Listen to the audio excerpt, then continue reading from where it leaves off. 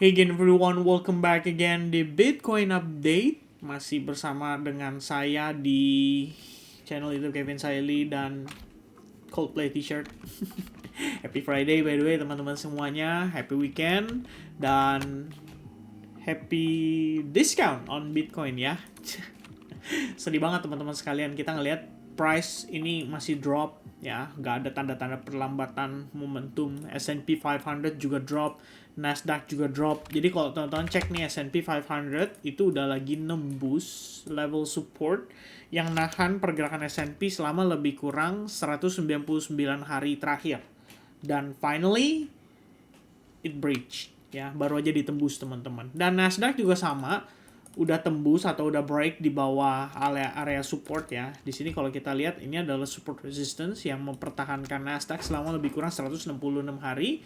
So far sellersnya lumayan agresif dan kita ngelihat sebenarnya triggernya masih seputaran geopolitik ya, nggak jauh-jauh. Jadi ada beberapa faktor yang diperhatikan saat ini, seperti supply shock ya, salah satunya yang udah pasti akan mulai terasa dalam waktu dekat ini karena belum ada kejelasan ya. Walaupun di sini ada upaya dari US untuk memperbaiki bukan hubungan lah, kalau kita bilang memperbaiki kondisi ya yang sekarang sedang berlangsung, tapi kelihatannya dari pihak Iran juga maju mundur dan malah ada tendensi sama-sama tarik ulur gitu ya.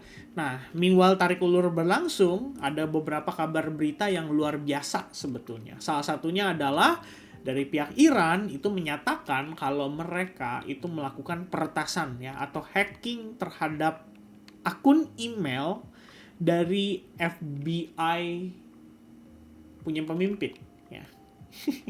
Ini gila banget ya. Tapi ini langsung reaksi marketnya. Jadi somehow kalau kita lihat ya, ini digital war juga kan krusial ya. Kalau misalkan ya, email dari seorang paling penting di US ya, salah satu orang yang paling penting di lembaga US yaitu direkturnya FBI itu emailnya bisa dihack ya, sebenarnya nggak susah juga sih ya, tapi gimana ya teman-teman ya.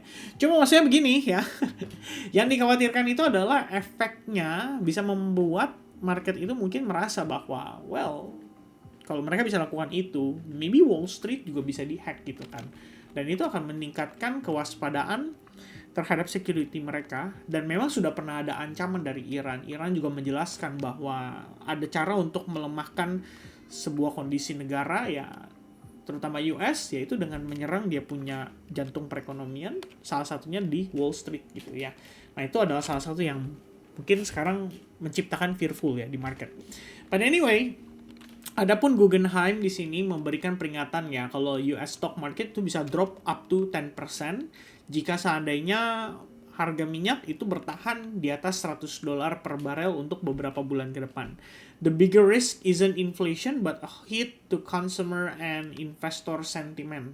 Betul banget. Jadi kita berbicara bukan soal inflasinya doang, tapi soal bagaimana pelemahan daya beli dari konsumen dan para investor dari sisi sentimen untuk pasar modal. Karena ya buat bertahan hidup dulu, ibaratnya begitu ya. Nah, sekarang kita lihat teman-teman, dengan informasi terakhir yang terbaru jam 9 tadi, itu ada Michigan Consumer Expectations dan angkanya turun indeksnya ya, dari 56,6 ke 51,7. Ini juga menyebabkan ada pelemahan lebih lanjut terhadap kondisi stock market. Jadi S&P dan Nasdaq sebenarnya salah satu triggernya mungkin dari situ juga ya, dari faktor news itu juga bisa ikut mempengaruhi gitu. So sell off continue happen across the board ya, dari semua segala risk on asset sekarang masih ongoing. Personally saya mantau level trendline ini karena kalau misalkan dia bisa break and close di bawahnya, ini artinya ada big possibility loh untuk Bitcoin itu udah menyelesaikan apa istilahnya kalau kita bilang fase konsolidasinya dan akan bergerak ke range yang lebih rendah, which means yang terakhir kita bahas di previous video update ya. Sebentar, ini dia. Yang terakhir kita bahas di bukan previous video update ya, tapi previous live streaming, yaitu possibility untuk kita melihat dia bisa visiting sampai ke zona 53500 ya. Dan jika seandainya prosesnya dipercepat, bahkan belum sampai bulan April kita lihat dia udah breakdown kayak begini, well, this is gonna be bad ya. just be prepared lah teman-teman sekalian for that possibility gitu ya. Kecuali ya ada kejutan datangnya dari mana teman-teman. Sebenarnya kejutannya juga nggak kuat sih, karena kalau kita lihat ya terakhir itu kan ada kabar ya dari si Trump memberikan pernyataan soal kembali menunda serangannya sekitar 10 hari ke depan gitu. Jadi dia mau tambahin 10 hari gitu. Kalau sebelumnya 5 hari, sekarang mau tambahin 10 hari. Dan ini kan yang bikin trader oil tuh ya cuan. Akhirnya kan ada skandal ya kayaknya insider trading, karena 15 menit sebelum Trump nge-tweet tuh ada posisi short gede banget di futures market untuk oil, dan dia cuannya gila-gilaan gitu. Dan itu specifically satu volume gede itu sendiri gitu. Jadi ini udah jelas insider, dan ada kemungkinan dari orang-orang koleganya atau korupsi lah kalau kita bilang, memanfaatkan financial market sebagai salah satu cara untuk mereka mendapatkan keuntungan. Ya, memanfaatkan informasi yang ada. So, guys, currently Trump terakhir kasih statementnya itu, dan gak cukup buat dorong market membaik. Ya, somehow sellers still aggressively hitting the button teman-teman, dan mereka tetap mengeluarkan apa kalau kita bilang ya cash reserve lah, lebih banyak daripada megang risk on asset, dan itu tentunya berdampak pada Bitcoin. So currently Bitcoin kalau kita lihat on the daily close sebenarnya kan bisa dibilang ini membentuk sebuah engulfing candle ya, dan rejectionnya tuh datang dari exponential moving average 21. Kemarin kita udah bahas sebetulnya memang ada antisipasi bisa saja kan di sini jadi head and shoulders gitu ya, jadi head and shoulders kemudian dia breakdown gitu. But in the end even if kita lihat itu bukan head and shoulders, kita juga tahu bahwa ini adalah bear flag gitu. So at any time soon bisa aja dia breakdown. Dan saya terus terang expect-nya terjadinya itu bukan di bulan Maret tapi di bulan April. Ya, but in case it happen sooner than I think teman-teman, atau lebih cepat dari apa yang saya harapkan, ya it means apa? It means ya just be prepared lah for extra discount gitu kan. Kita juga bisa bilang bukan mengharapkan ya, tapi memang kita nyari harga yang murah gitu. Kita pengen Bitcoin kalau bisa tuh testing sampai ke simple moving average 200 on the weekly time frame.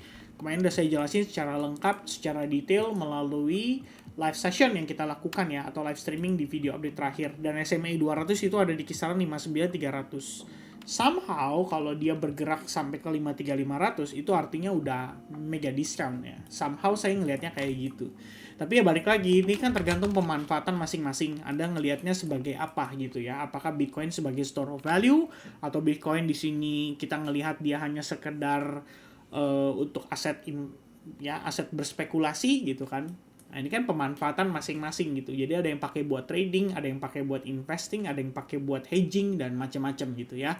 But overall, dengan kondisi sekarang, ya saya bisa bilang ini meningkatkan risk dan bisa dorong harga Bitcoin turun ke range lebih rendah. Dan harga pertama yang bisa diantisipasi adalah kisaran 53.500. Terus gonna be the next stop.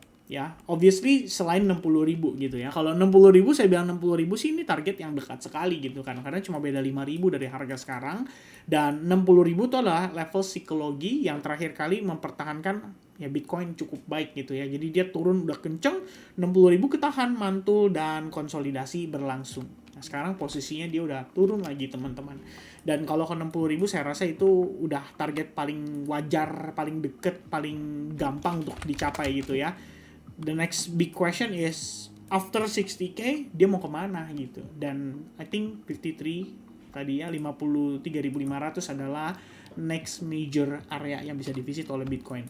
So now guys, posisi kalau kita lihat 62.600 juga bisa menjadi obstacle. Jadi selain 60.000 dia bisa turun ke sini dulu, and then if you see any pullback after that, itu akan jadi konfirmasi untuk potential lower high-nya, diiringi dengan kalau kita lihat di sini udah ada possibility dia bergerak seperti sebuah channel gitu ya. So if we have a breakdown gitu katakanlah dalam jam 11 atau jam 3 gitu ya, dan dia semakin solid turunnya, so nanti any pullback bisa aja dia ketahan di sini untuk dia turun lagi lebih jauh ya. Itu mungkin secara price action-nya.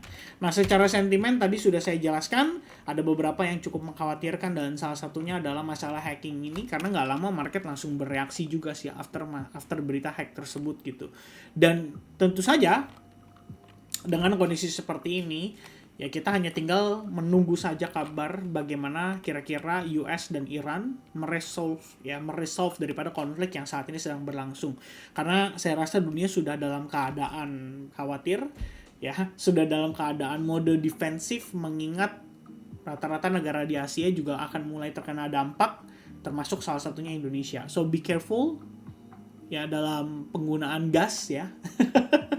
Kayak menteri kita tadi pagi dia bilang begini, kalau masakan sudah matang ya jangan dinyalain lagi kompornya gitu. Terus saya baca komennya ada yang lucu, dia bilang gini guys ya, ih bapak tahu aja ya kebiasaan saya biasanya kalau masak setelah masakannya matang, masakannya saya buang, gasnya saya hirup katanya gitu sampai habis pak gitu. Kayak kreatif ya, plus 62 guys. Alright ya, in the end guys, ada satu lagi yang saya pengen tambahkan.